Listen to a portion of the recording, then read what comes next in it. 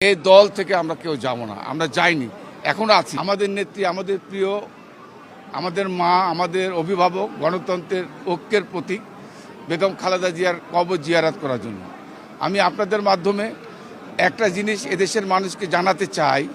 1981 সালে শহীদ প্রেসিডেন্ট জিয়াউর রহমানের কফিন ছুঁয়ে সেদিন আমি একজন যুবক ছাত্র শপথ করে বলেছিলাম, শহীদ জিয়াউর রহমানের আদর্শ যতক্ষণ পর্যন্ত বাস্তবায়িত না হবে এই দল থেকে আমরা কেউ যাব না, আমরা যাইনি, এখনো আছি। আজকে আবারও আমাদের নেত্রী, তার সহধর্মিণী, সাবেক প্রধানমন্ত্রী, গণতন্ত্রের মা খালেদা জিয়ার কবর চেয়ে আজকে বলে যাচ্ছি। উনি বলেছেন দেশপ্রেম, এই দেশপ্রেমের আদর্শকে ধারণ করে মৃত্যুর আগ পর্যন্ত এটা কায়েম করার জন্য যে সংগ্রাম আমরা চালিয়ে যাব। এবং আমাদের নেতা তারেক রহমান সাহেব উনি এই বলেছে সবার আগে বাংলাদেশ, এবং এই কথারই লক্ষ্য খালেদা জিয়া বলেছে দেশপ্রেম, আর আমাদের নেতা তারেক রহমান বলেছেন